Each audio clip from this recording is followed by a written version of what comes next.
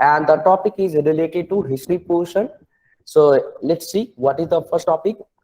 First topic is Tipu Sultan and unending controversies. That means ki Tipu Sultan, or also you can say ki various controversy were related to Tipu Sultan. So this topic is related to, I told you, a history portion. Okay, so you will have to keep in the mind. And so Tipu Sultan is now the center, okay, of controversy in Maharashtra over a proposal of naming a two, okay, acres garden after him. So what is the context? So I told you, okay, so Tipu Sultan is now the center of controversy in Maharashtra and over a proposal of naming a 2 acres garden after him. Okay, garden after him. So in a history class, you will study about, okay, Tipu Sultans. You will get various, you can say, key concept related to Tipu Sultan, various facts. So now, what is the background? Friends, in January 2021, okay, corporator from got a letter to the Market and Garden Committee suggesting that a newly developed garden spread over uh, 2 acres, okay, be named after Tipu Sultan, as he was a freedom fighter. Who was a Tipu Sultan? Tipu Sultan was a freedom fighter, okay, freedom fighter, and had fought against the British East India Company. And the demand was accepted by BMC, okay, Bombay Municipal Corporation Administration, in June, and sent to the Market and Garden Committee for approval. Okay, so we discuss context and background. Now let's discuss about the analysis. So friends, can you tell me what was the British East India Company? When British East India Company established? British East India Company established in the year of, anyone?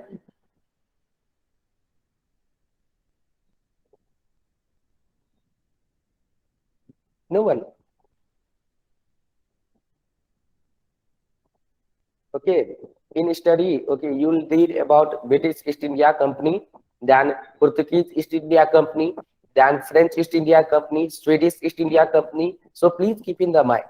And British East India Company was established on 31st December 1600. Okay, 31st December 1600, basically in 1600. So now let's see the analysis portion of this topic. So what was the earlier life of Tipu Sultan? What was the earlier life of Tipu Sultan? So first of all, friend, Tipu Sultan, okay, Ali Khan, son of Hyder Ali Khan, okay, and Hyder Ali Khan wrested control of Mysore from the Dalwais, or commander-in-chief, who themselves had already, okay, uh, served all effective powers from the previous Wadeyar king, Chika Krishna Raj 11. Okay, Chika Krishna Raj 11. So please keep in the mind. So who are the Hyder Ali? Hyder Ali was basically ruler. Okay, and the Tipu Sultan was the son of the Hyder Ali. And Tipu Sultan was born on 1st December 1751 at, okay, Divanhalli in present day Bangalore rural district, okay, present day in Karnataka. And Tipu Sultan name, so that means he was named Tipu Sultan after the son, okay, Tipu Mastan Aulia. Tipu Mastan Aulia, okay. And at a 15, at a 15, Tipu Sultan accompanied his father against the British in First Mysore War. First Mysore War in 1766. There are a series of Mysore War. Okay, there were various battles in Karnataka. So please keep in the mind, and also you should read about various battles. And friends, Tipu Sultan commanded a corps, okay, of cavalry in the invasion of Carnatic in 1767 at the age of 60. Okay, at the age of 60. And Tipu Sultan also distinguished himself in the first Anglo-Maratha War of 1775 to 1779.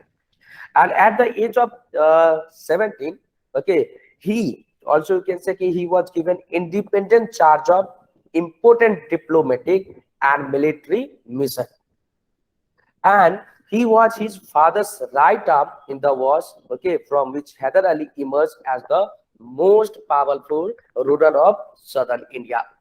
So basically, Tipu Sultan was a skilled military person. Also, you can say he has a military skill. Okay, he had military skill, and he was so talented in administration, in diplomatic relation, also in in military rule. Okay, so this is basic things of early life of Tipu Sultan. Early life of Tipu Sultan. And friends, there's various facts related Tipu Sultan and British Raj. I'm going to tell you. Please keep in the mind. During the okay, during the first and second Anglo-Mysore War, Hyder Ali had brought the British to their knee. Okay, British to their knee. कहते हैं ना कि घुटनों पे ला देना. तो हम लोग कह सकते हैं कि Haidar Ali, that means in the first or also the first and second Anglo-Mysore War, Hyder Ali had brought the British to their knee. And Tipu, okay, Tipu Sultan would come to inherit a formidable burden. His father died during the second, okay, Mysore War, and that he successfully concluded. But two more, okay, war with the British follow in the third and fourth Anglo-Mysore War. Anglo-Mysore War.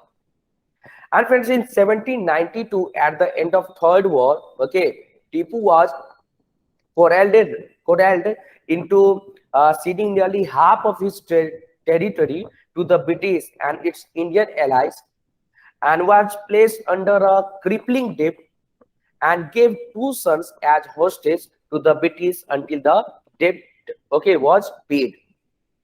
And friends, Tipu Sultan was defeated and killed only in the siege of Srirangpatnam on 4th May 1799. Okay, on 4th May 1799. So I told you basic facts related to Tipu Sultan and the British Raj. Okay, now friends, we should talk about how different sectors were ruled under Tipu Sultan. We should know, okay, and also we can get more important points from these points. So let's see how different sectors were, okay, ruled under the Tipu Sultan. Can you tell me? Can you tell me what was the economic condition, okay, under Tipu Sultan? Can you guess, anyone?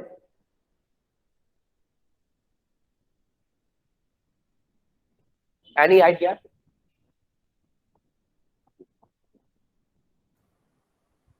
For example, you are appearing. Yes, yes. Yeah, Deji. So no idea. Okay. Anyone? Okay. No problem. Now I'm going to tell you one by one. Okay. Please keep in the mind, this is very, very important. Yeah. Yes. Just a minute.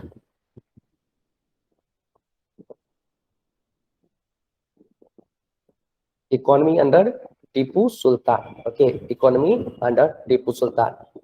So first of all, friend, the peak of Mysore economic power was under the Tipu Sultan in late 18th century. Okay, late 18th century. Late 18th century. Please keep in the mind. Okay, late 18th century. And under his reign, Mysore overtook Bengal, okay, Suba as India's dominant economic power, and with a highly productive agriculture and textile manufacturing. Do you know about the plain area? Plain area, okay, plain area is, you can say, a highly productive area, okay, for agriculture and also for textile manufacturing. So Tipu Sultan, okay, overtook Bengal Suba as Indian dominant economic power with highly productive agriculture and textile manufacturing. That means extend in plain area. In plain area. That means ki Bengal. Please keep in the mind. Okay. And Tipu Sultan laid the foundation for the construction of Kanambadi, okay, Dam, Kanambadi Dam, and presently it is known as Krishna Raja Sagar Dam, Krishna Raja Sagar Dam on the Kaveri River. That means Tipu Sultan, okay, made a dam, You'll have to keep in the mind which dam? Kanambadi, okay, dam, and presently known as Krishna Raja Sagar Dam, and on the Kaveri River. And friends, the Mysore silk industry was first initiated during the during Tipu Sultan. So Mysore silk industry,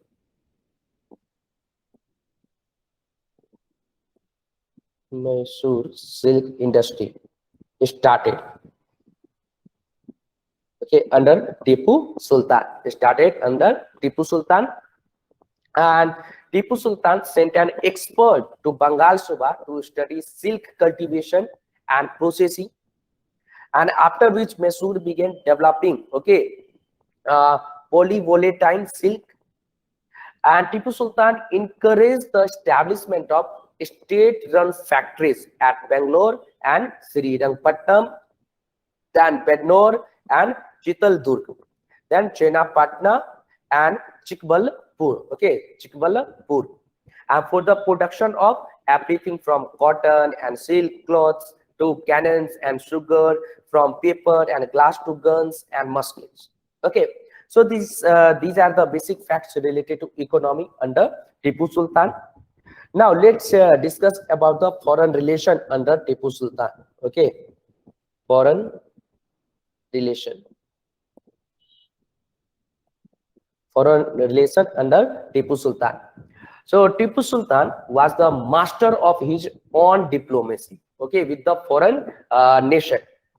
And in his quest to rid India of the East India Company and to ensure the international strength of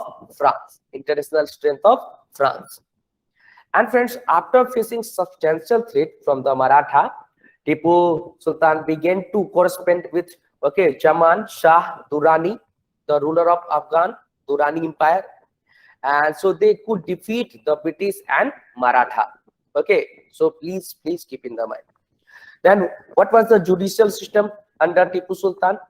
So Tipu Sultan appoints judges from both communities for Hindu and Muslim subjects, and Qadi for Muslim and Pandit for Hindu, and each province. Okay, and there are also upper courts also having a similar system. Then friends, Masurian rockets. Okay, so he developed, or also you can say Tipu Sultan developed as many as 1,200 specialized troops in his army to operate rocket launcher. And the rocket, okay, deployed by Tipu during the Battle of Pollilur. Okay, during the Battle of Pollilur. During the Battle of Pollilur. Okay, during the Battle of Pollilur. So please keep in the mind. And during the Battle of Pollilur were much more advanced than those the British East India Company had previously seen, and chiefly because of the use of iron tubes for holding the propellant, and this enable higher thrust and longer range for the missile. Okay, yeah. Now most important, navy. So what was the condition of navy under Tipu Sultan? Friends, in 1786, Tipu Sultan, okay, again following the lead of his father, and decided to build a navy, okay, consisting of 20 battleships of 72 cannons and 20 frigates of 65 cannons. And in the year 1790, Tipu Sultan appointed Kamlauddin, okay, as Mir Bahar, and established massive dockyards at Jamalabad and Marjidabad. Okay, you'll have to keep in the mind Jamalabad and Marjidabad. And Tipu Sultan ordered that the ships have copper bottoms, an idea that increased the longevity of the ships and was introduced to Tipu by Admiral Shafre. Okay, so in the last, if I want to, okay, give you two more important or 3 points related to Tipu Sultan, that is Tipu, okay, or Tipu Sultan was an able general and administrator, and though a Muslim, he retained the loyalty of Hindu subjects, and he proved, okay, cruel to his enemy and lacked the judgment of his father. And however, despite preserving the image of okay, debut Muslim throughout his life in post-colonial Indian subcontinent, he is applauded, okay, not only as a ruler who fought against British colonialism, but also for his progressive attitude towards religious diversity. And although he has also been criticized for the repression of Hindu of Malabar and Christian of Mangalore for both religious and political reason. Okay, so we have talked about first topic. Okay, so is it clear or do you have any doubt? If you have any doubt, you can ask. Friends, always try to keep a blank page and pen. Okay, so you can write down write down important points. So is it clear?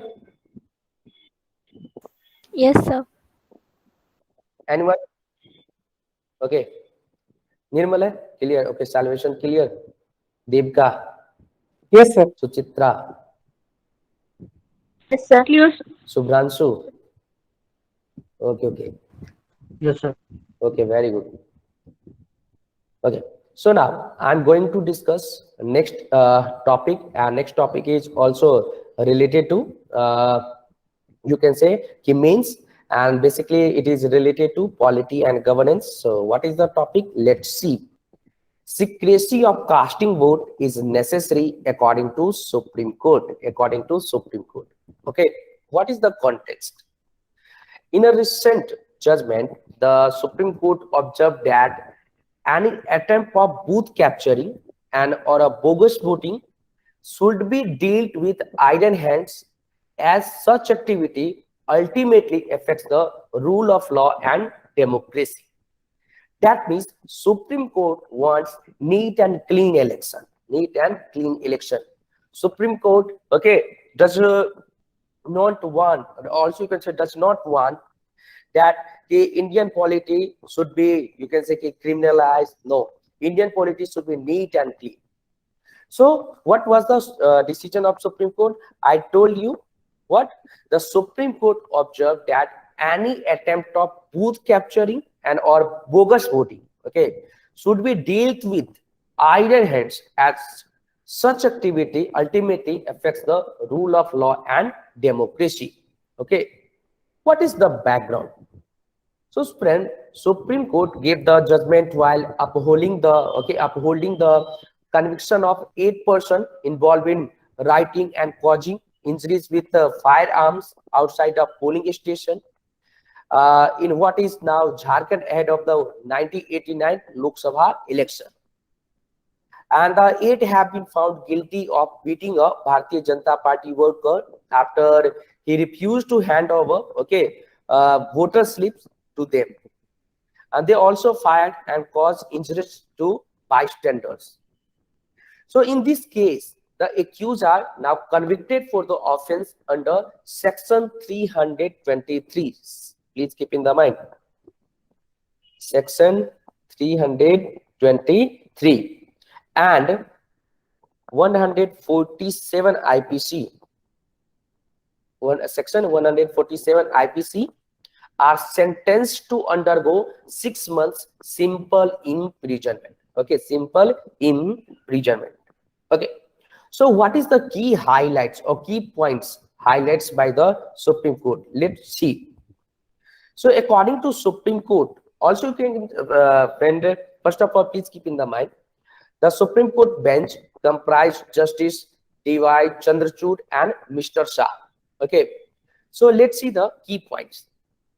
So according to the report, also you can say according to the Supreme Court decision, or okay, Supreme Court, you can say judgment, election is a mechanism that represent the will of the people and democracy, and free election have been said to be part of the basic structure of the constitution. So when basic structure, okay, started, so basically in Keswanand Bharti case, okay, Keswanand Bharti case is a largest constitutional bench case, so you'll have to keep in the mind, okay, 13 judges was the part of Keswanand Bharti case, okay, and so it is very, very important. So basically basic structure was started on 30th April 1973. That means parliament cannot remove, okay, parliament cannot remove the portion of basic structure, okay. So according to Supreme Court, election is a mechanism that represent the will of the people and democracy, and free election is the part of basic structure, part of basic structure. And the freedom of voting is a part of the freedom of expression, and secrecy of casting vote is necessary for standing democracy. Freedom of expression is the part of fundamental rights, okay, and fundamental rights, article 12 to 35 is related to fundamental rights, and part 3 of Indian Constitution is related to fundamental rights, okay. So this is very, very important, I told you. So freedom of voting is a part of the freedom of expression, and secrecy of casting vote is necessary for strengthening democracy, strengthening democracy. And the essence of the electoral system should be to ensure freedom of voters to exercise their free choice, to exercise their free choice, okay. And nobody can be permitted to dilute the right to a free and fair election, okay. That means no one has the authority, okay. So nobody can be permitted to dilute the right to fair, free and fair election, okay. And friends, in 2013 judgment in People Union, okay, of Civil Liberties case, Supreme Court held that freedom of voting is a part of fundamental right of freedom of expression. So you'll have to keep in the mind, okay, the case. What is the name of the case? People's, okay, please keep in the mind, People's Union of Civil Liberties. Okay, Civil Liberties case. Supreme Court held that freedom of voting is a part of the fundamental right, okay. Also you can say part of the fundamental right of freedom of expression. Now let's discuss about the booth capturing. What Supreme Court said about booth capturing, okay. Just you can understand in the context of Indian election, according to former, okay, Chief Election Commissioner SP Sen, okay, Kumar, booth capturing, rigging refers to when people speak about rigging during the electoral process. That generally means that a corrupt practice has been committed in constituency in a systematic and pre-planned manner with the aid and consent of the ruling party, and either actually individually or aided by the, you can say, aided by the Election Commission itself. And rigging is used in the, okay, press by the politician, and booth capturing exists in various forms, okay, various forms. And now let's see what is bogus voting. Do you know about what is the meaning of bogus voting? Anyone can tell me what is the meaning of bogus voting?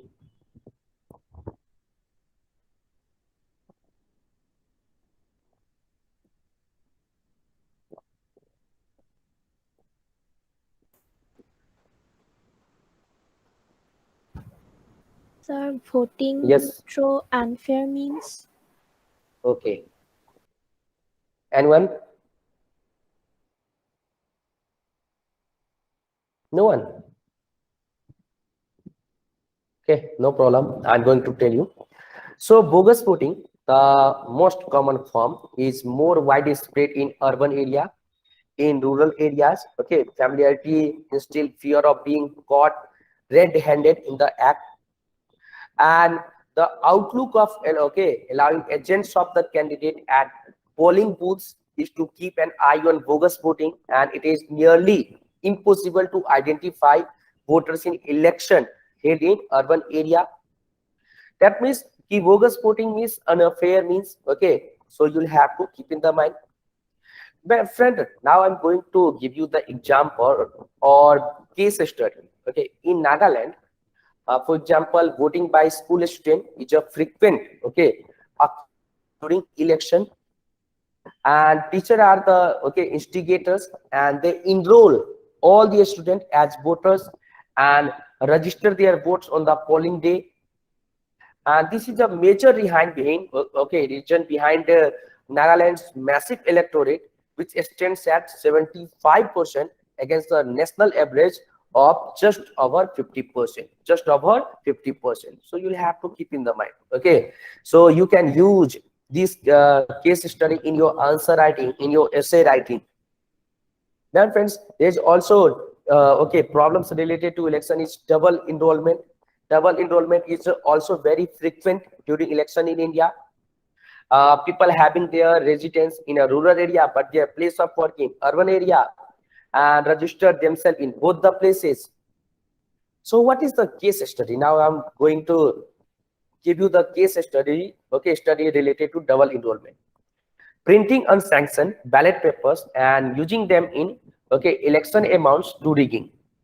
And such a contention was raised during the 1983 Jammu and Kashmir Assembly polls. Okay. Then, friend, there is a problem related to snatching ballot boxes in transit. It's a common instance in northern states of India, despite the presence of government official and the agents of the candidate. So, friends, how elections are conducted in India? Let's discuss. Can you tell me how elections are conducted in India? Anyone? Any idea? Please try to participate. भाई India में election होता कैसे है? How election conducted in India?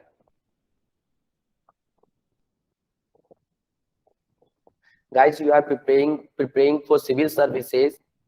Please try, okay, to sir participate. पहले पहले ballot paper के through होता था, अभी ईवीएम के थ्रू होता है। इसमें सर कैंडिडेट का नाम तो नहीं होता, लेकिन वो जिस पॉलिटिकल पार्टी को रिप्रेजेंट कर रहे हैं वो पॉलिटिकल पार्टी का नाम साइड में होता है और फिर बटन होता है। हमें जाके हमको जिसको भी वोट देना है उसको प्रेस करना होता है और फिर हो जाता है। और उस पे जाने के टाइम पे सर हमको पहले वो जो पोलिंग ऑफिसर बैठता है उसके सामने हमारा वोटर आईडी कार्ड लेके जाना पड़ता है। वो फिर हमारा वोटर आई कार्ड को उसके पास जो वोटर लिस्ट है उसमें टैली करके फिर टिक मार्क करता है या फिर ऐसा कुछ सिंबल देता है कि हम वोट दिए हैं। उसके बाद प्रिजाइडिंग ऑफिसर के थ्रू हम वोट देके आते हैं सर। Okay, very good. आपने पूरा एक प्रोसेस मुझे समझाया, but I want to know about the types of election in India. For example, okay, there are two types of example in So India. direct and Also, indirect. there are two types of Direct election. yeah. Yes, sir. Direct election and Yeah, indirect go ahead, election. Nirmal. Yes. Sir, So for please the give the election of example of MLA and direct MP. election. So direct election, sir, for MLA and MP, we are electing them directly.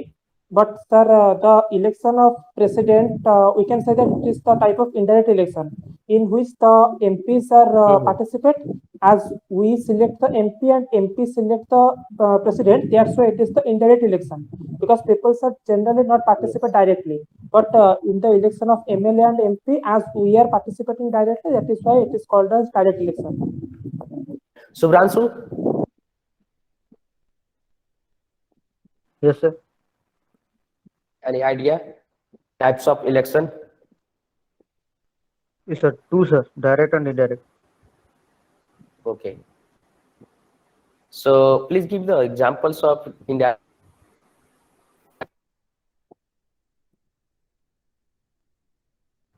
Sir, No election idea. of president. Sir, the Election member of president. of Lok Sabha.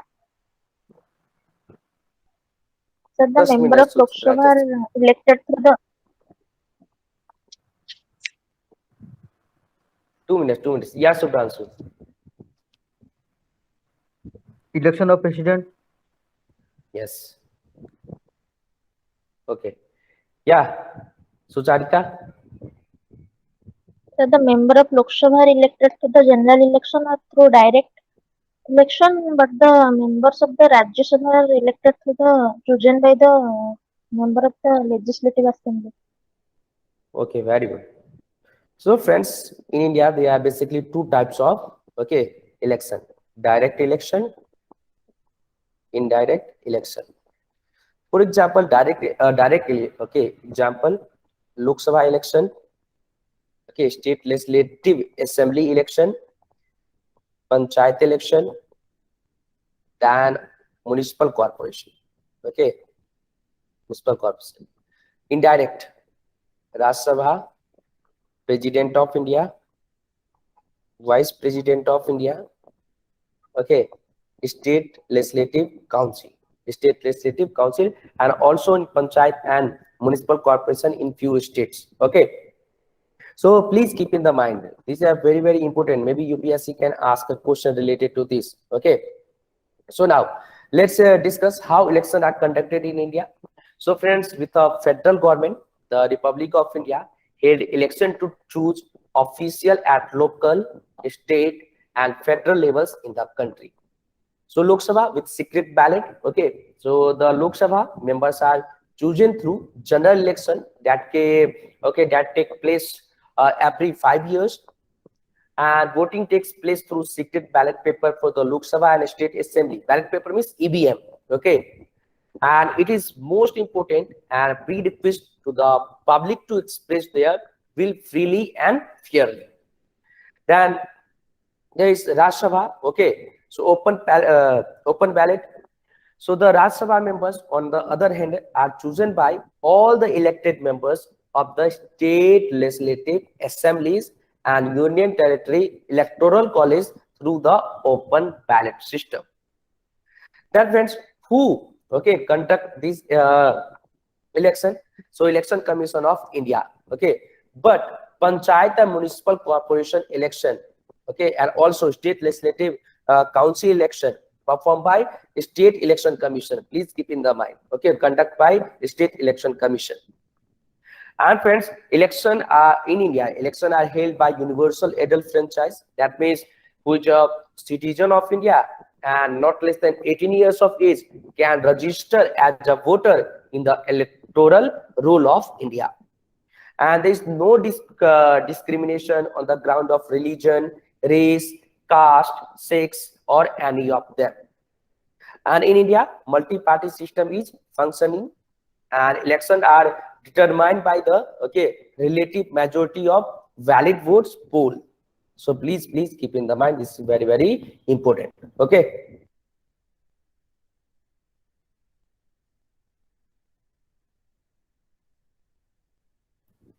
Yes. Now let's talk about the what hinder the process of fair election. So let's discuss. Just a minute. Hindrance.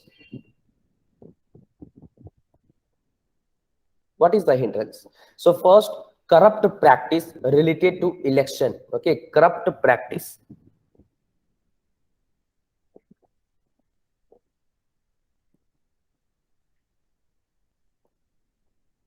Just a minute.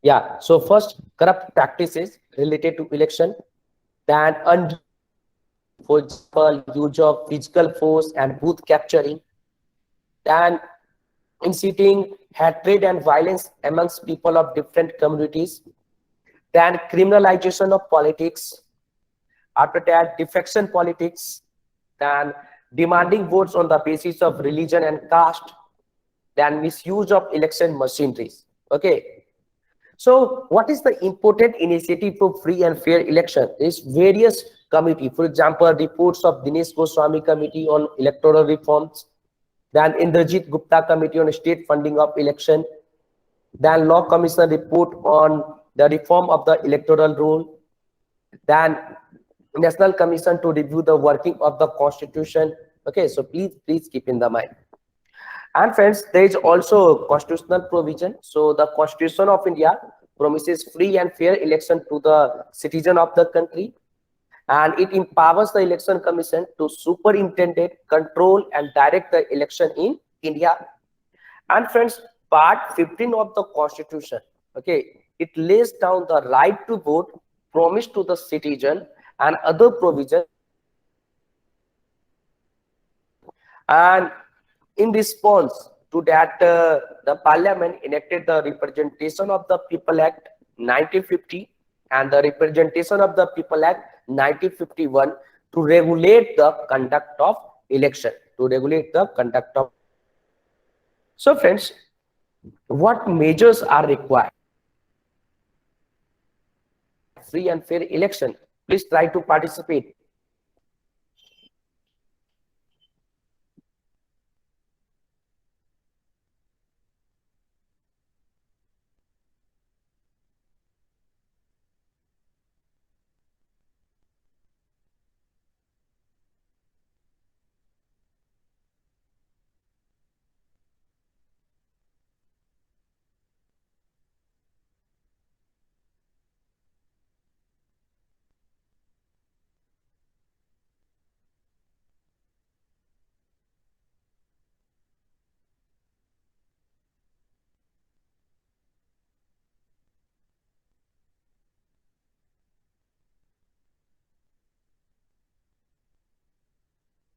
Yeah, please tell me what measures are required for free and fair election. For example, yes. It's a strict supervision by the Election Commission. Okay, very good. More and And more awareness among the voters. yes, very good. Public awareness is, you can say, one of the most common, okay, point you can use. You can send a public awareness in every types of question. For example, if you will have to give the recommendation related to better education, okay, for better health, or also you can say for better election, you can add public awareness. Yes, Nirmala? Sir, proper checking of the voter list and the enrollment of proper voter. And to Okay, avoid, very sir, good. you said the situation like Nagaland, we can avoid by proper checking of the voter list. Yes, very good. Yeah. Anyone else? And also the EVMs. Yeah, And also the EVM. EVMs. Okay. Yeah, got it. Okay, no problem. I'm going to discuss. So what measures are required? First, effective implementation. What? First, effective implementation. And initiative go in when without implementation, and thus there is an urgent need for effective implementation of the existing law and measures. Okay, existing law and measures. So first, effective implementation.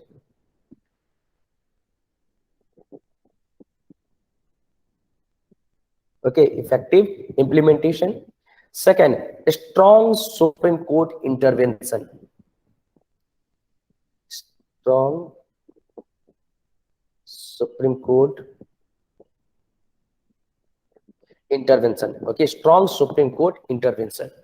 So the Supreme Court should take all necessary steps to strengthen democracy in the country, and the legislature and executive have been complaining about the Supreme Court's intervention on their domain, but it becomes imperative in such kind of unwanted situation.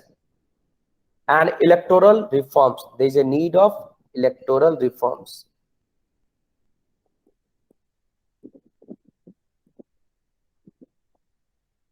electoral reform. So the long pending electoral reform need to be addressed, okay, related to stopping the blatant abuse of money power, raising the ceiling of election expenditure for political parties, ensuring a level playing field, and making paid use of criminal, okay, and electoral offense. So you'll have to keep in the mind. So basically these, okay, three measures are required at the present times. So friends, national, which are democratically elected, okay, postulate free and impartial election, and India being a, okay, colossal democracy demands such process, and the free and fair election is a foundation of healthy democracy. And the democratic future of India depends upon healthy political environment, and to protect it from, okay, protect it, free and fair election process is inevitable, okay, inevitable. So we have discussed two, okay, topics related to men's. So do you have any doubt, or is it clear? If is it clear, okay, please say yes, or also you can comment. Clear, sir. Or do you, okay, or do you have any doubt, you can ask.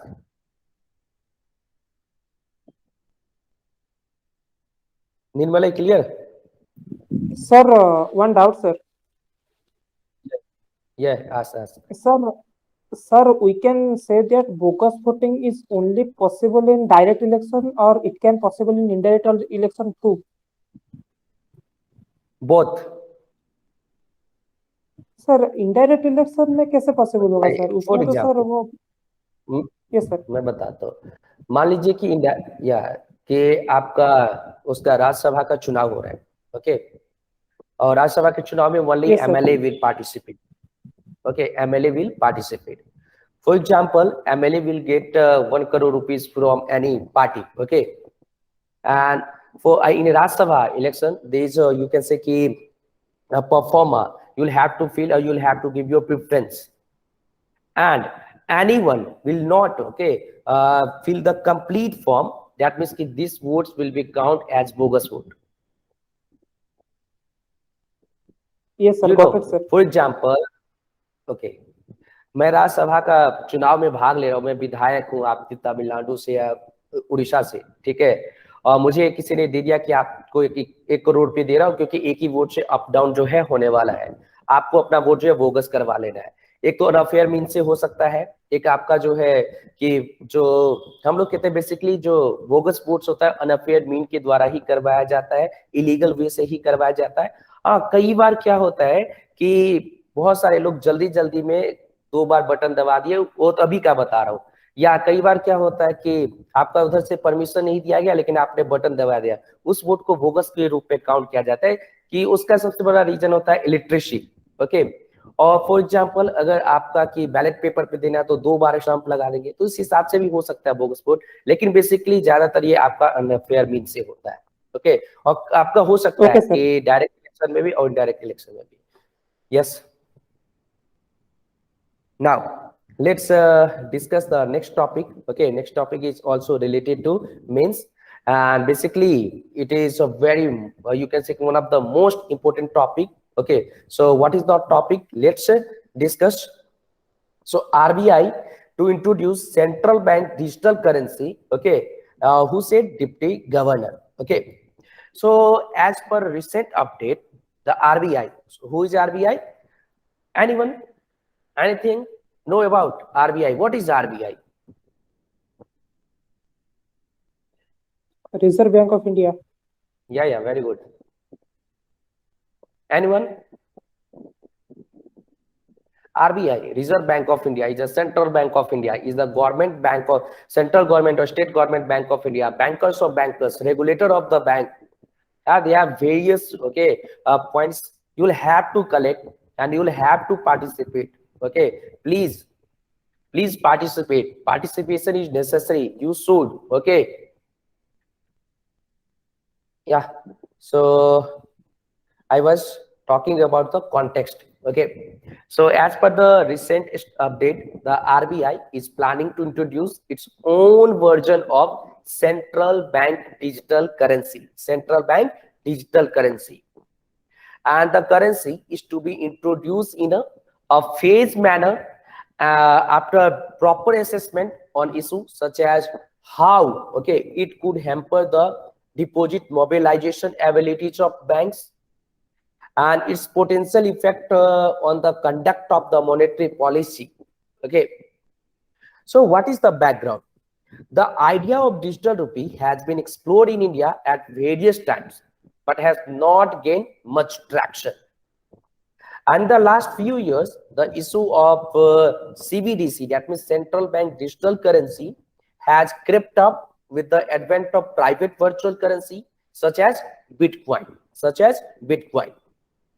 friend, there is a RBI report, in its 2017-18 annual report.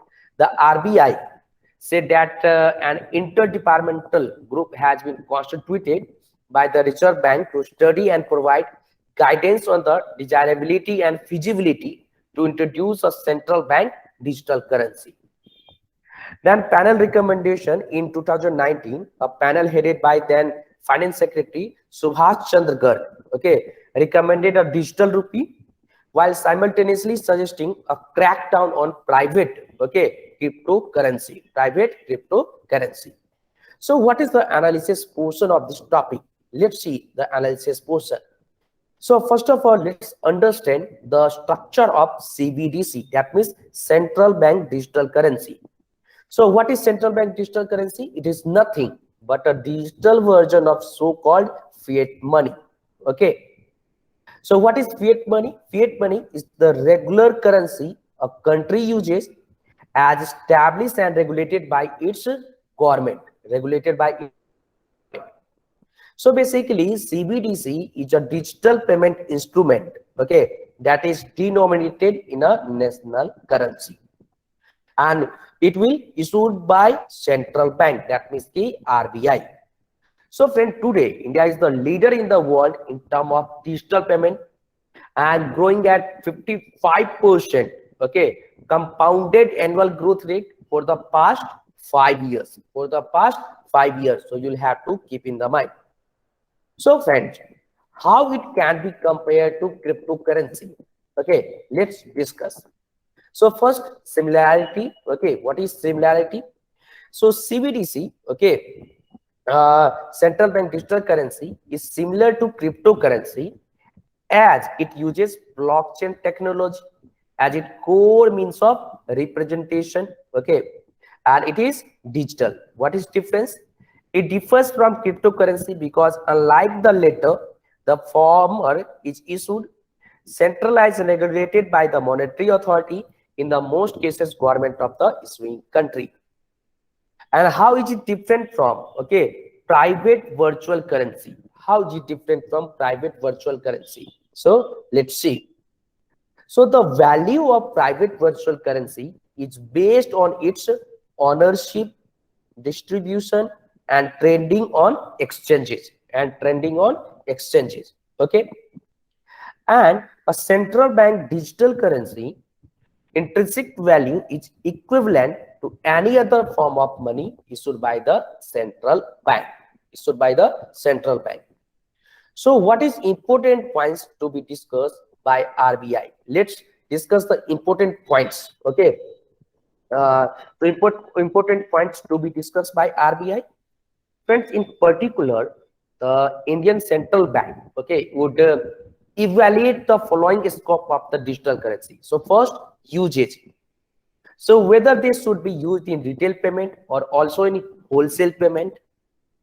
Then for technology, so the underlying technology, whether it should be distributed ledger or a centralized ledger, is also being evaluated, and whether the underlying technology should vary based on use cases is being debated at the central bank. Then for mechanism, so beside other modalities such as token based or account based validation mechanism, distribution architecture, then anonymity. So what would be the degree of anonymity granted for such central bank digital currency are also being determined, okay, at the RBI. So what is the significance of the transition? Let's see the significance of the transition. Okay, transition. First, significance. Oh, sorry. Okay. So what is the significance? First, cost effective.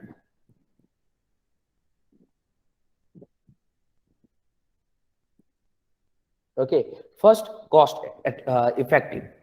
So with the adoption, large, okay, cash uses can be replaced by central bank digital currency. The cost of printing, transporting, and distributing currency can be reduced. Okay. Then there will be multiple benefits.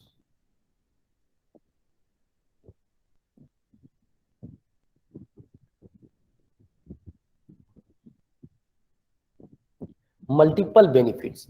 So it would provide significant benefits such as reduced dependency on cash, higher, okay, than seasonal orange due to lower transaction cost, reduce settlement risk, then reduce disintermediation, okay, reduce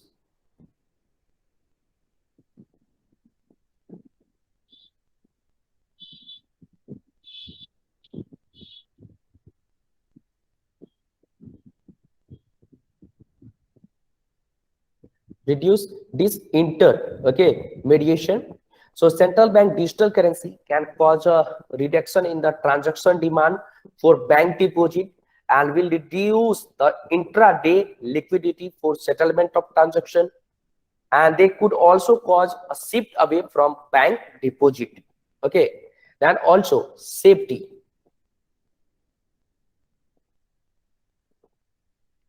Okay, safety. So friends, in an environment of virtual currency, central bank digital currency are necessary to protect the general public. So what is the challenges? So let's see, assessing the challenges. So what is the challenges?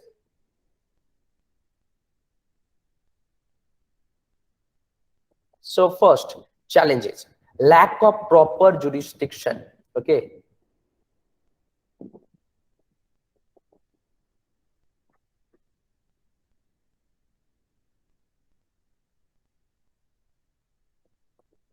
lack of proper jurisdiction. Okay, and friends, while these private currency have their own benefits, they are not backed by any government and therefore do not follow any proper jurisdiction. Then threat to established currency. Okay, threat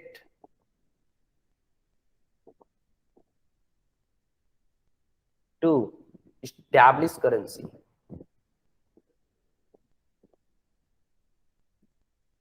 Okay, established currency. Please keep in the mind, threat to established currency. So the wide adoption of these currency threaten to upend, okay, the establishing model of fiat currency issued by countries within a border. Then cyber security.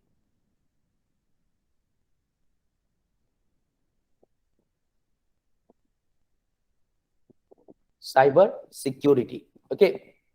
And friends, the risk of cyber crime will continue to pose challenge in the case of central bank digital currency. Then social and economic consequences. Social and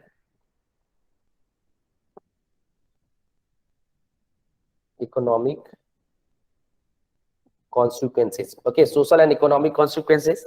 So in case if the digital currency gain recognition, national currency, okay, with limited convertibility are likely to come under threat, and adding such private currency can therefore have potentially, okay, damaging social and economic consequences. So friends, major country, okay, leading adoption of central, you can say digital bank currency. Okay, so as of now, no country has officially adopted the CBDC, but many nations such as China, Russia, Japan, United States, China, okay, UK are planning on launching CBDC, central bank digital currency, and they have all launched the initial test program and research project to okay, to test the credibility of CBDC program.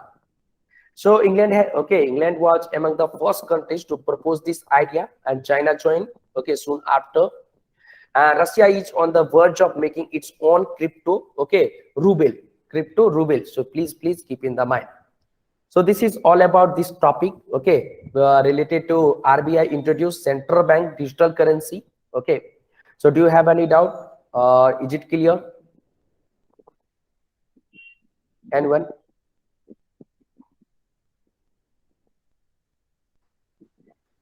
Clear, sir. Yes, sir. Clear, sir. Clear, sir. Okay. Now, friends, we'll cover a new topic. Okay, new topic is you can say one of the most important topics. So, is surveillance reform the need of hour? Okay, surveillance reform the need of hour. So, we'll discuss. Please give me 5 to 10 minutes breaks. Okay, please don't go. Please wait.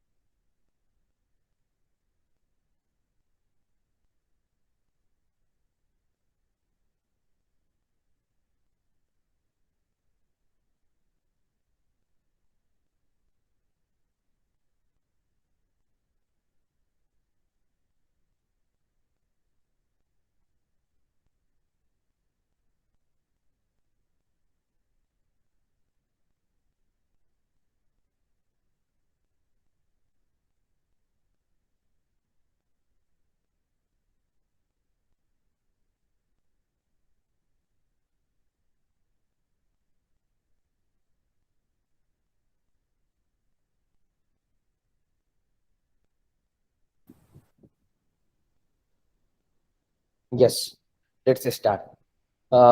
Surveillance reform, the need of the hour. Okay, so this is very, you can say, one of the most important topic for mains examination, and basically it is related to science and technology.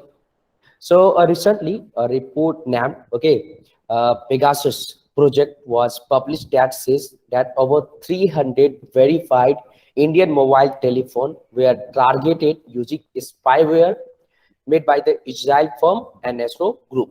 Okay, so Pegasus. Okay, so what is the background? What is the surveillance in India? So in India, the government can surveillance through existing law that offer impunity for surveillance. And however, there are several issues associated with surveillance regime, and the Indian surveillance government relies on existing provision under the Indian Telegraph Act of 1885. So the Telegraph Act 1885.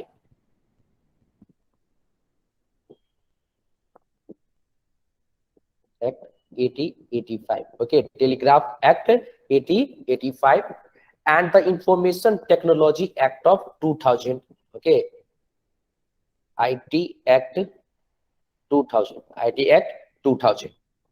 And these provisions are problematic and give the government complete anonymity regarding its capture and monitoring function. And while the provision of the Telegraph Act relate to telephone conversation, and IT Act deals with all communication made using a computer application. Okay, and section 69 of the IT Act, section 69 of IT Act 2000. Okay, section 69 of the IT Act and the Restriction Act of 2009 does not work better than the Telegraph Act, and it provides even the weakest protection against those tested. And there is no provision however, that allow the government to hack into anyone's phone, as hacking of computer equipment including cell phones and application, and it is a criminal offense under the IT Act. And however, self-monitoring, whether under the law or outside of it, it's a gross violation of the fundamental rights of the citizen. Fundamental rights of the citizen. What is Pegasus? Let's see. What is Pegasus? So basically, friend, it is a spyware that work by sending an exploit link. And if the target user clicks on the link of spyware, the malware or the code that allow the surveillance is installed on the user's phone. And once the Pegasus is installed, the attacker has complete access to target phone. Target phone. And the first case on Pegasus spyware operation emerged in 2016 when Ahmed Mansoor, a human rights activist in UAE, was targeted with an SMS link on his iPhone 6. And Apple responded by making out an update to patch or fix the issue. And Pegasus delivers a chain of zero-day exploit to penetrate the security feature on the phone and install Pegasus without the user's knowledge or permission. So friends, this is all about Pegasus. What is Pegasus? Basically, it is a spyware. Basically it is a spyware. So please keep in the mind. Friends, what is the Pegasus malware attack? Let's see. So the surveillance was carried out on user in 20 countries between in and around April 2019 and May 2019. And the surveillance was carried out by using a spyware tool called Pegasus that was developed by an Israeli firm, the NSO Group. And only a missed call on the app was all that was needed to install the software on the device. No clicking on misleading links was required. So please keep in the mind. So this is all about Pegasus malware attack. And what is Pegasus? We have discussed. Friend, do you know about the zero-day exploit? So 0-day exploit, okay, basically it is a completely unknown, okay, unknown vulnerability, and even the software manufacturer is not aware of it, and there is thus no patch or fix available for it. Okay, so what will be the impact of Pegasus attack, or what will be the impact on, you can say, okay, freedom, praise, then what will be the impact on right to privacy? So let's discuss the impact. Okay, so first impact, threat to freedom of the press, threat to freedom of the press. So monitoring affects media freedom, and in 2019 similar allegation, okay, were made about Pegasus use of journalists and human rights activists. And the World Press Freedom Index, okay, produced by Reporters Without Borders, ranked India in 142 out of 180 in 2021. Okay, so please keep in the mind. What is the India rank? Okay, in freedom, Press Freedom Index. So let's see, the India rank is 142 out of 180. Okay, out of 180 countries. And privacy and free speech, okay, are what enable good reporting. They protect journalists from the threat of private and public sanction through official reporting. Then, contrary to the right to privacy, okay, so let's see, the very existence of security system affects the right to privacy and the exercise of freedom of speech and personal freedom under Article 19 and 21 of the Indian Constitution. Under Article 19 and 21 of the Indian Constitution, Puttu Swami case is related to right to privacy. So basically, please keep in the mind. Okay. So right to privacy is the part of Article 21. Okay, Article 21. So you'll have to keep in the mind. And fear of citizen, knowing that their email is being read by the government, would affect their ability to express, accept, and discuss unfamiliar ideas. And in the absence of secrecy, the safety of journalists, especially those whose work were criticized, the government and the personal safety of their sources are at stake. Then state of authorization, okay, state of authorization will impact it. So employment promotes the, okay, spirit of dictatorship in the public service, because it allows manager to exercise an unequal amount of power in the citizenry and have an impact on their lives. Then it will impact the procedure against procedure. Okay, so let's see the employment, okay, when fully implemented by an authority, reduce, okay, Article 32 and 226 of the Constitution, as is the case in private, and therefore the affected person cannot show a violation of their rights. And this violates not only the purpose of proper procedure and separation of power, but also violates the requirement of process as mandated in Puttu Swami versus of Union India case in 2017. Okay, so you will have to keep in the mind Puttu Swami case. Okay, Puttu Swami case 2017. This is related to right to privacy. Right to privacy. Okay, this is very important. So please keep in the mind. So what is the analysis portion? So first, let's discuss the issues, okay, related to surveillance system. Which issue is related to surveillance system? Let's see. So first, violation of freedom of speech. Violation of freedom of speech. Friends, monitoring itself, whether under the law or outside of it, it's a gross violation of fundamental rights of citizen. And the existence of a system of surveillance affects the right to privacy and the exercise of freedom of speech and personal freedom under Article 19 and 21. Under Article 19 and 21. And it prevents people from learning and exchanging strange, controversial, and provocative ideas. And there is no element of legal scrutiny. There is no legal, okay, there is no element of legal scrutiny. So there is also no space for the intended person to go to court of law before or during or after or acts of acts of observation, as the system itself is confidential. Okay, there's no oversight. Okay, no oversight. So in the absence of parliamentary or legislative oversight, electronic surveillance gives the council the power to influence both subject matter and all categories of people, resulting in a negative impact of freedom of speech. Freedom of speech. Okay. Then opposition to the separation of power. Opposition to the separation of power. What is this? Friends, constitutional, okay, officials such as sitting judge of the Supreme Court have been reported to be under the control of Pegasus, and the accusation of, okay, immeasurable power by a single branch of government threatens the separation of state power. Existing provisions are not enough to prevent the spread of dictatorship because they allow the authorities to use an unequal amount of power. So what measures are required? Okay, so let's discuss the measures.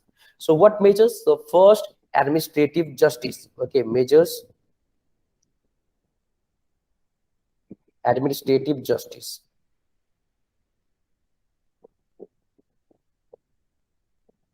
Administrative justice. So in order to, okay, satisfy the principle of proper legal process to maintain the separation of power effectively and to meet, okay, the requirements of procedural protection and environmental justice, and it is necessary to consider judgment.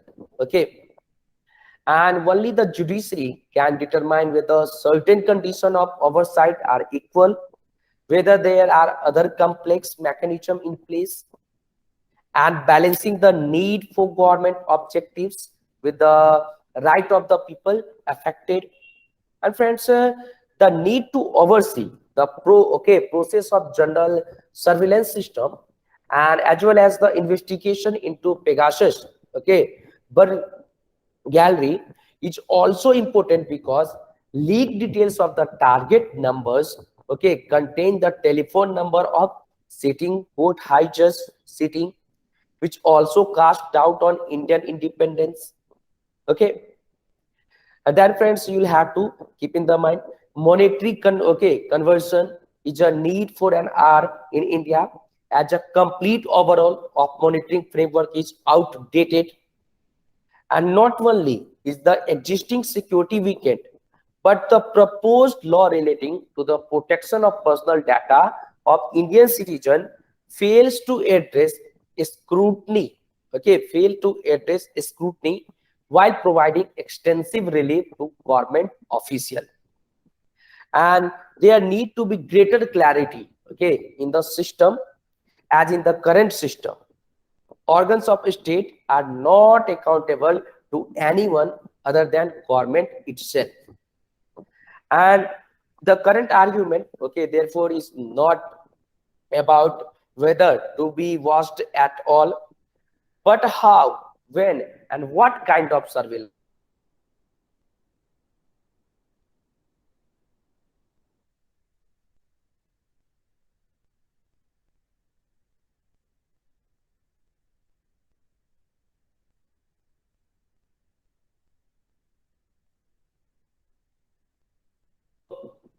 If the minor violation, please keep in the mind, this is very important. Okay, so I told you, so please keep in the mind. Now let's discuss the basic things. Okay, so I told you, keep protecting national security can be achieved through minor violation of fundamental rights. The government is constitutionally obliged to implement a mechanism that in fact involves minor violation. And changes in the Indian surveillance regime should include code of conduct that looks at the ethical aspects of employment. Okay, so we have talked about you can say surveillance reform, the need of the art topic. Do you have any doubt? if you have any suggestion, if you want to give any idea related to issues, okay, related to surveillance system and how can be, okay, how Indian surveillance system can be better, can you tell me? Or if you have any doubt, feel free to ask. If you don't have, please say or comment, yes sir, clear.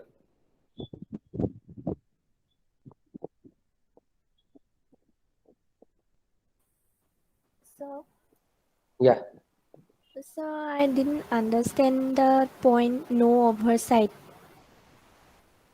okay, no oversight.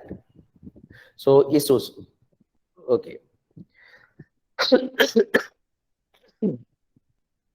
In the absence of parliamentary or legislative oversight, electronic surveillance gives the council the power to influence both subject matter and all categories of people, resulting in negative impact of free, okay, speech. That means ki no oversight is related to, you can say, freedom of speech related to fundamental rights. Clear, Deji? Yes, sir. Okay, anyone?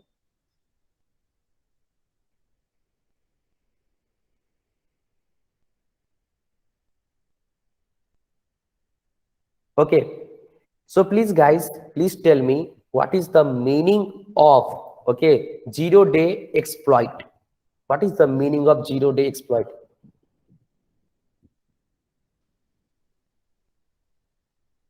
Raise your hand if you want to give me the answer. 0-day exploit. What is the meaning of 0-day exploit?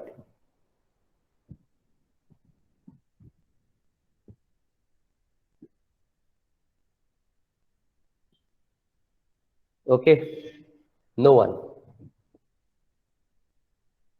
Yeah, Sucharita.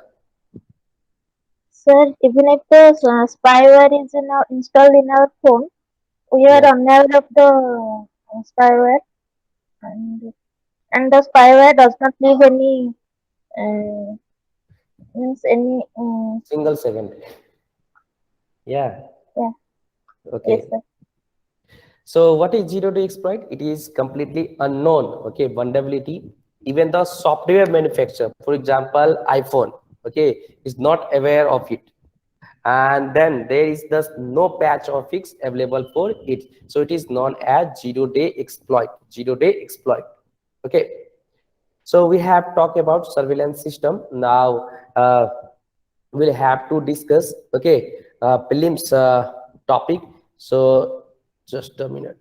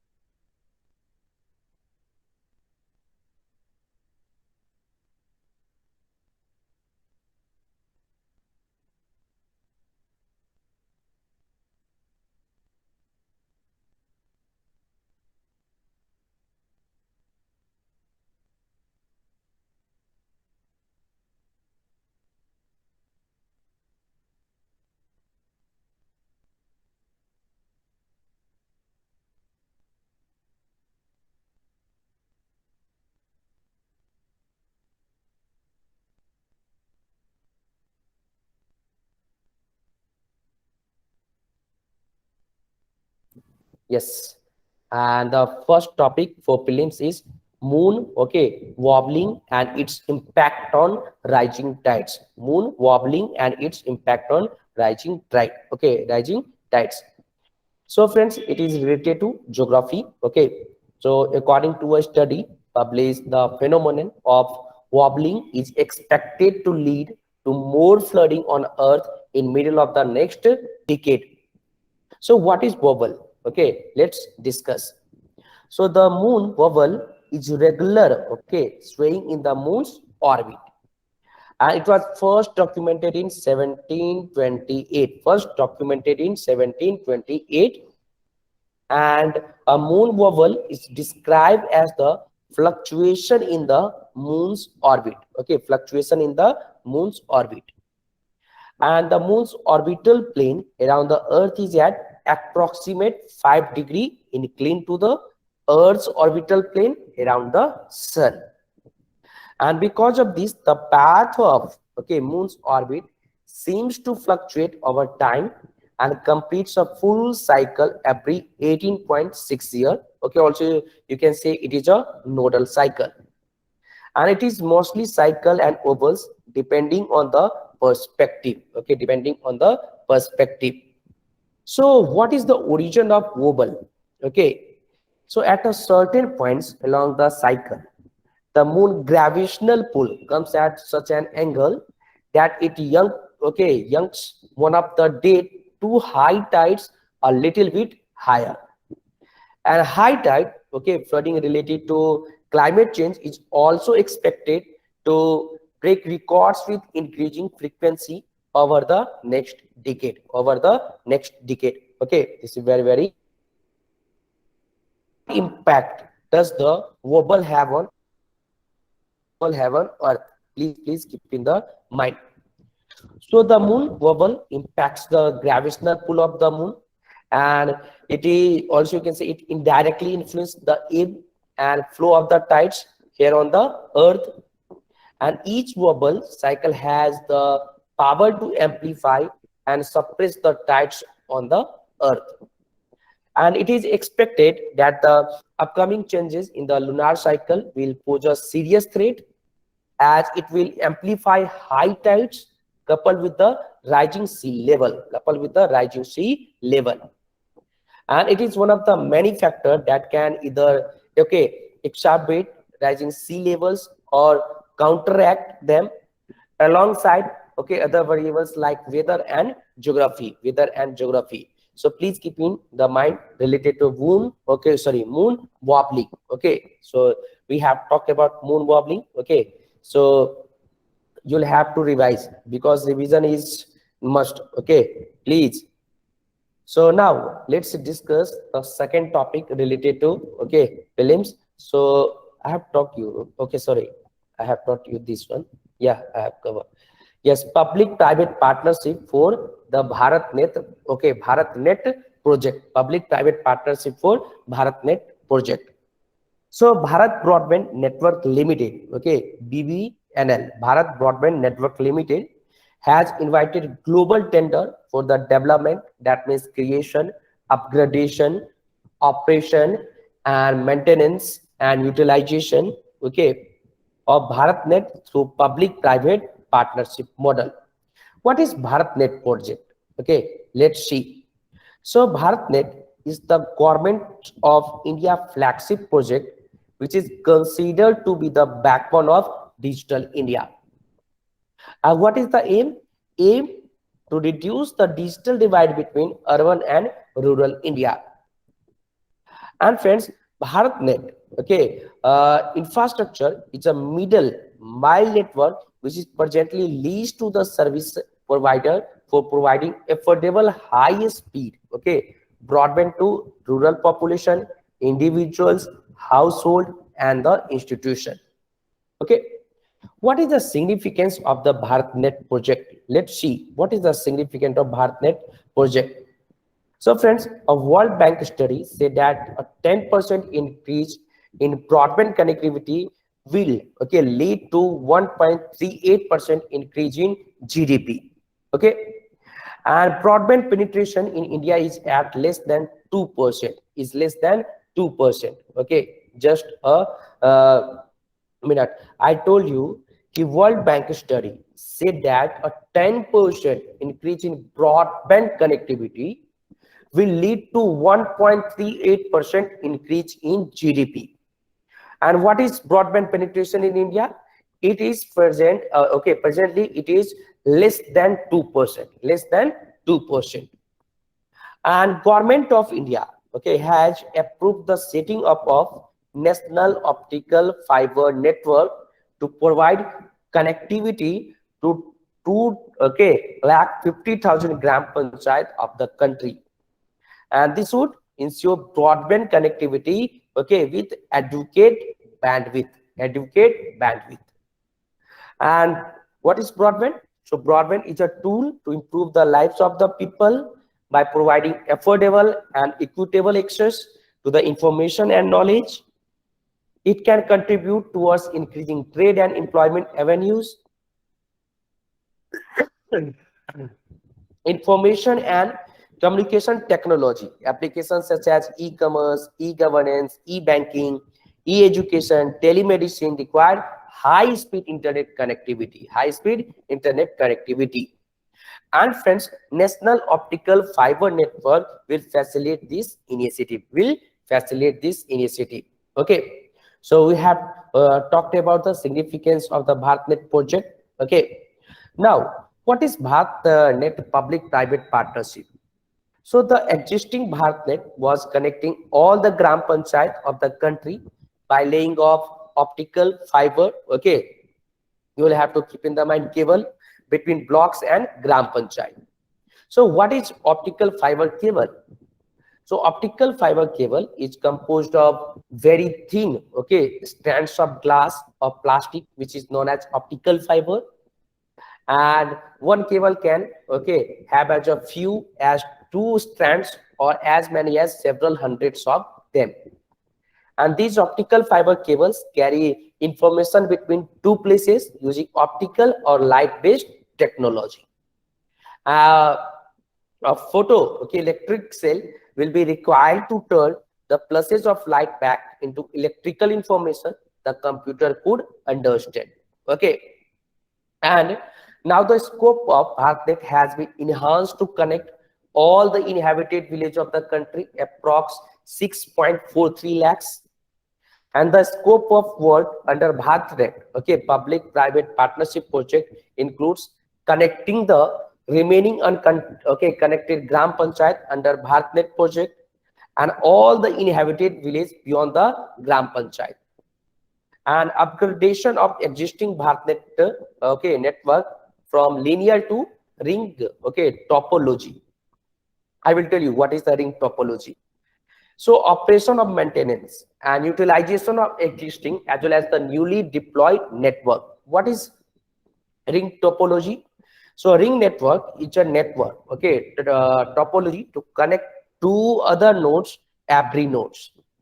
And it forms a single continuous pathway, okay, for signals through each node, a ring, and data travels from node to node and each node along the way handling, okay, every packet. So this is all about public-private partnership, okay, for BharatNet project. And now next topic is, friend, we have discussed 2 important points. Now next is reservation, okay, of jobs for transgender person in Karnataka. So Karnataka has become the first state in India to reserve jobs in public employment for transgender person. So Karnataka become first state. Okay. First state, you will have to keep in the mind. So what is the transgender reservation? Let's see. The state government, okay, has amended the Karnataka Civil Service General Requirement Rules 77 to provide for 1% horizontal reservation for the transgender. And the proposed amendment to Rule 9, Sub-Rule, okay, 1D was inserted to provide for 1% of vacancy which needs to be filled in any service or post by the state government from among the transgender candidate in each category of general, scheduled caste, scheduled tribe, and each of the categories among the other backward classes.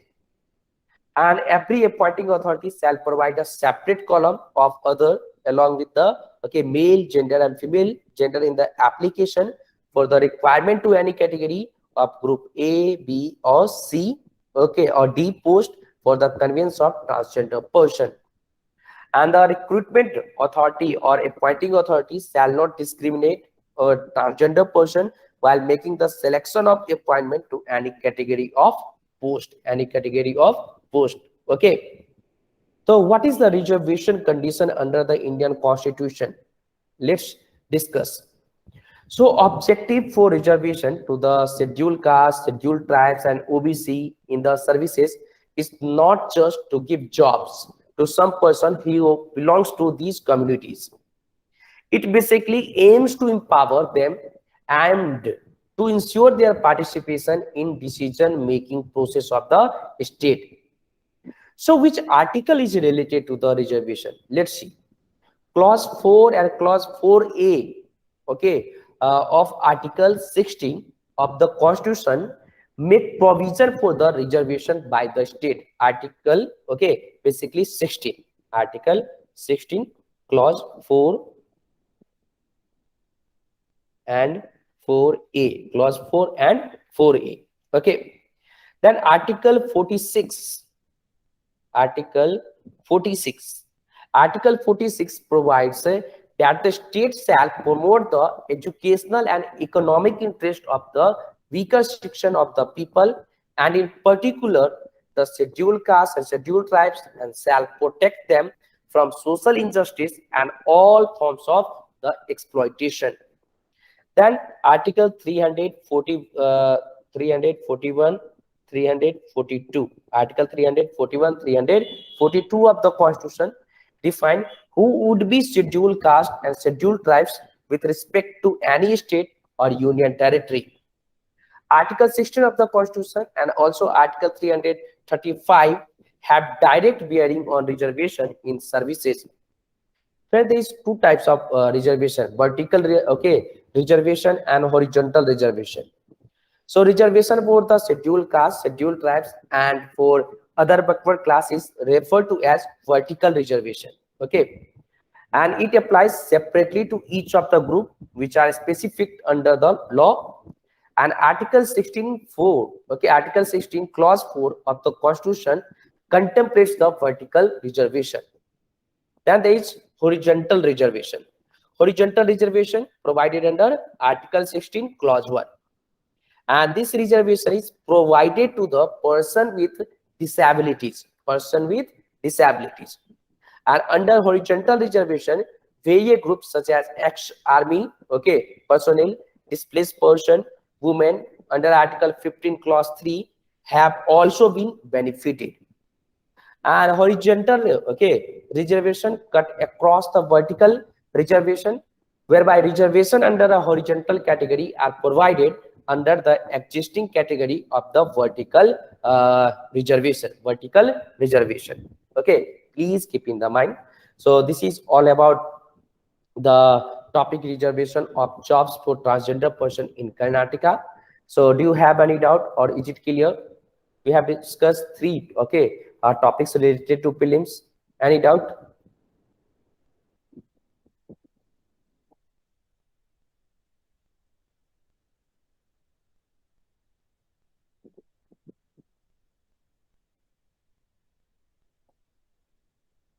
No doubt, sir. Okay. Yeah.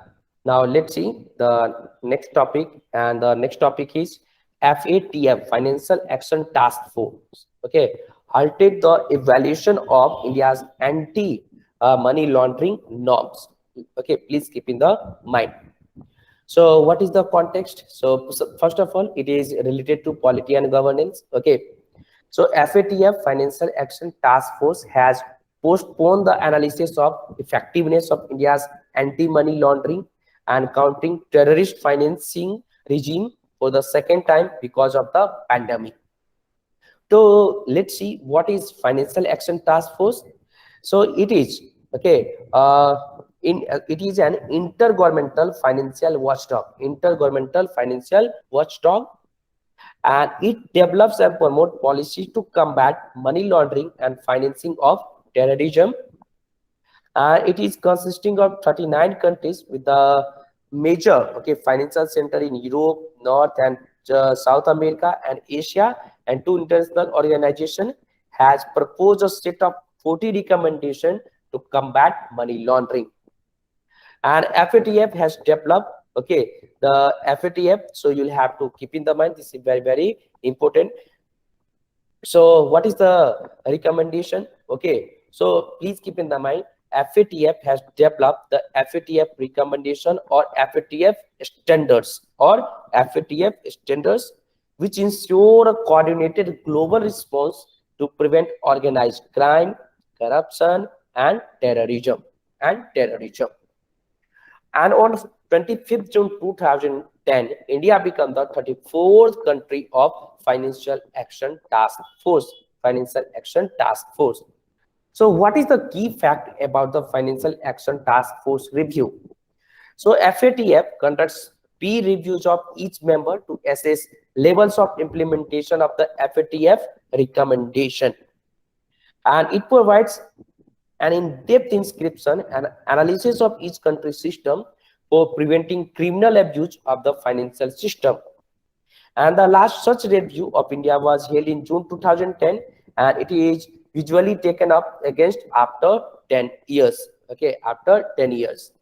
So Indian government, okay, has taken various initiative related to money laundering, against money laundering. Okay, so initiative by the Indian government against money laundering is guidelines and rules under the Prevention of Money Laundering Act 2001, Know Your Customer Procedure, Fugitive Economic Offenders Act in 2018, that Anti-Black Money Act 2015, Foreign Exchange Regulation Act 1973, then Foreign Exchange Management Act 1999, Indian Customs Act 1962, then Smugglers and Foreign Exchange Manipulators, okay, Property Act 1975, then Foreign Contribution Act 1976, okay.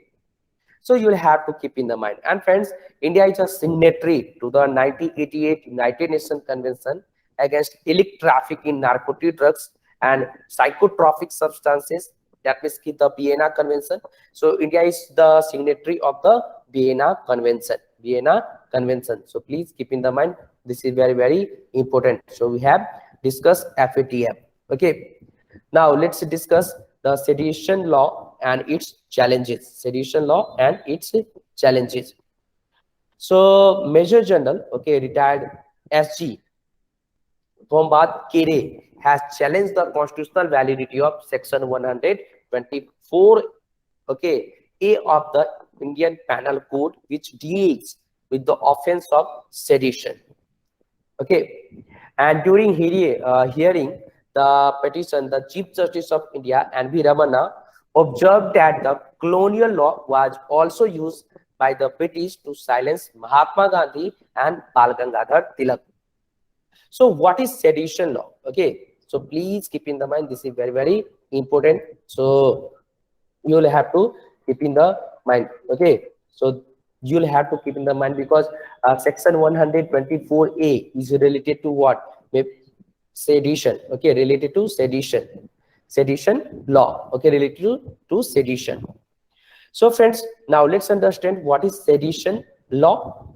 So the law is enshrined in Section 124A of the Indian Penal Code and introduced by the British government in 1870 to tackle dissent against colonial rule.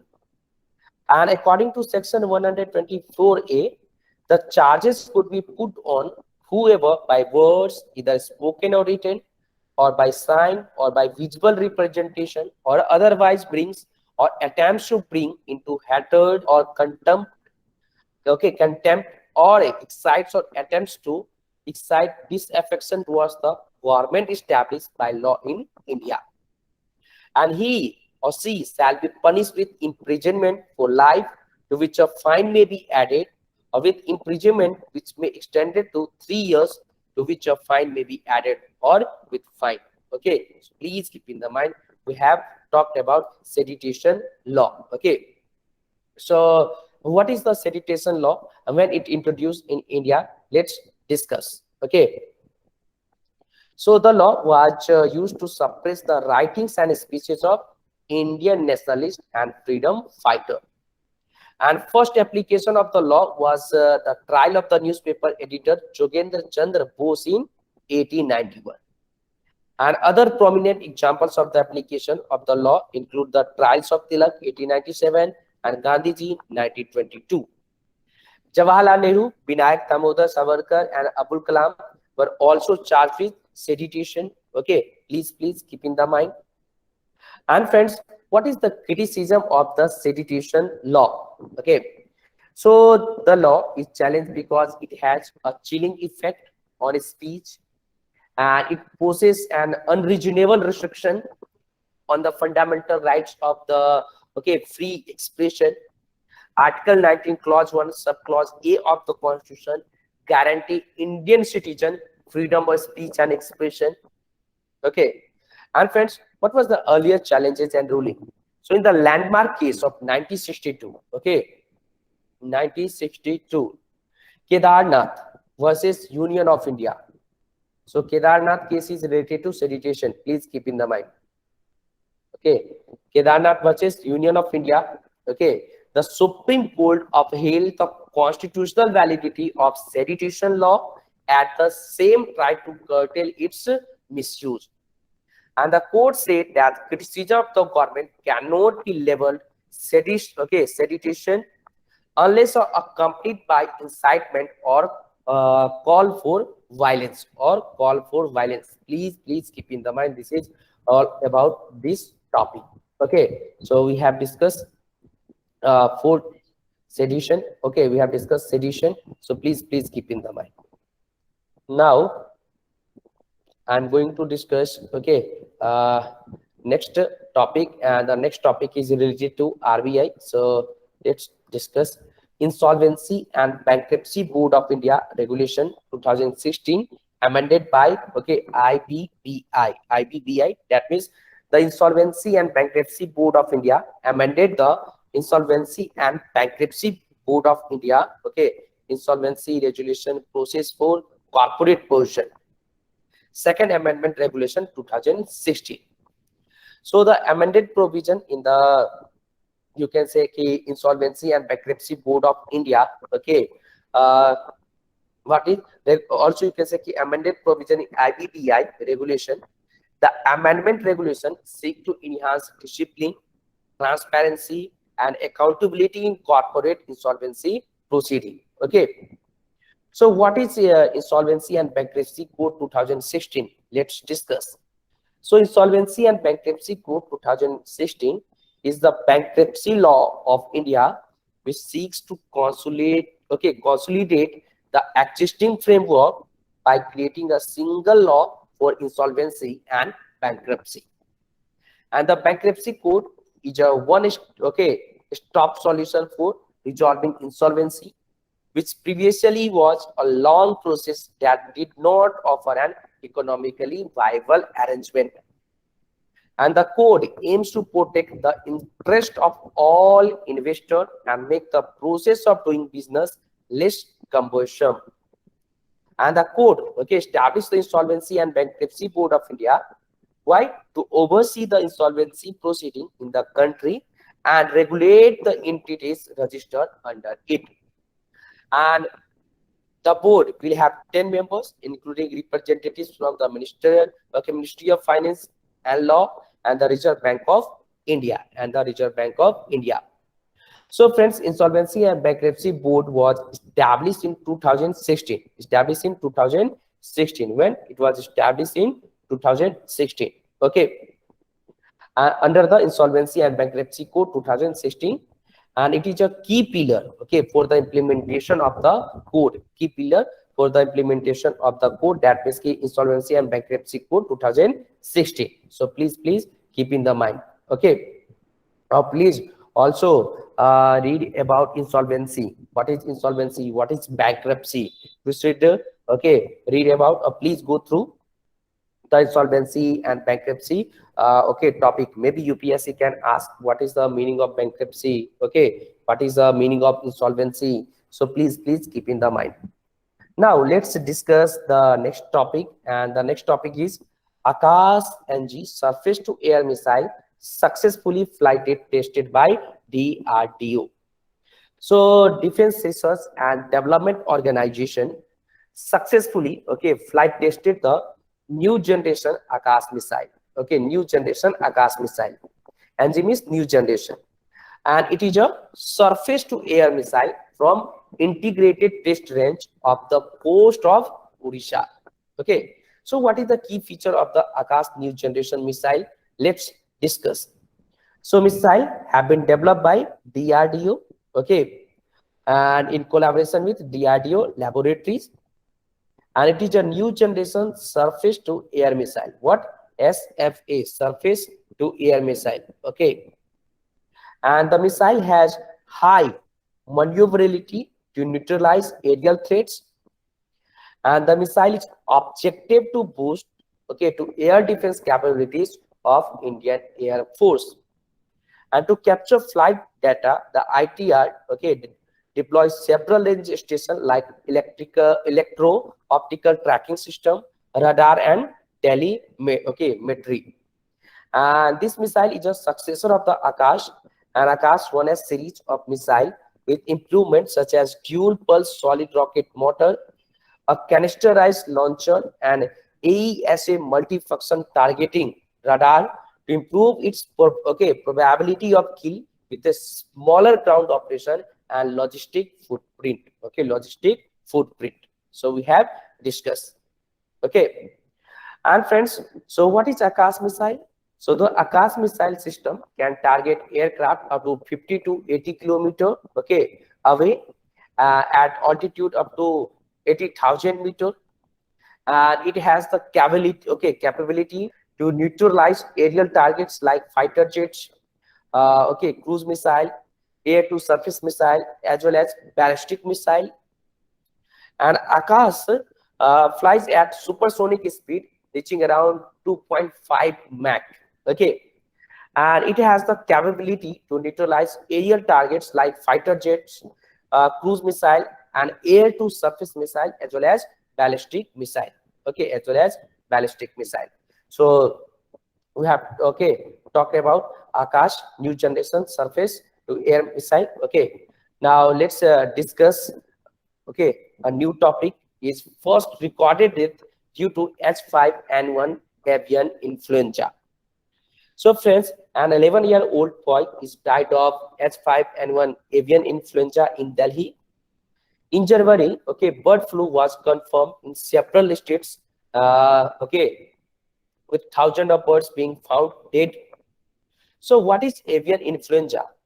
So bird flu or avian influenza is a disease which is caused by avian influenza type A virus found naturally in wild birds, worldwide. And the virus can infect domestic poultry, which includes chicken, ducks, and turkeys. And avian influenza type A virus, which are classified based on two proteins on their surface. First is hemagglutinin HA, then neuraminidase and A. And there are about 18 HA subtypes and 11 NA subtypes. And several combination of these two proteins are also possible as H5N1, S7, N2, HN96, S17, N10, extra. And the virus was first detected in geese in China in 1996. What is the symptoms? Symptoms: fever, cough, sore throat, nausea, abdominal pain, muscle ache, diarrhea, vomiting, severe respiratory illness, neurological changes. So you'll have to keep in the mind. So friends, children and adults below 40 years seem to be the most affected, and mortality was high in 10 to 19 years old. 10 to 19 years old. So how deadly is this virus? So friends, HPAI Asian H5N1 is deadly for poultry, and the infection is deadly as it has a high mortality rate of about 60%. And friends, there is a human transmission of influenza. So the most common route of transmission, direct contact. Human can also be affected after coming in contact with contaminated surface or air near the infected poultry. And the transmission of the virus from the birds to human is rare, and sustained human to human transmission of the H5N1 virus has not been established yet. First, there has been reports of avian and swine influenza infection in the humans, including H1N1, H1N2, H5N1, okay, H7N9. And the first report of the human H5N1 infection was in 1997. And currently over 700 human cases of Asian highly, okay, pathogenic Asian avian influenza A H5N1 virus have also been reported to the World Health Organization from 16 countries.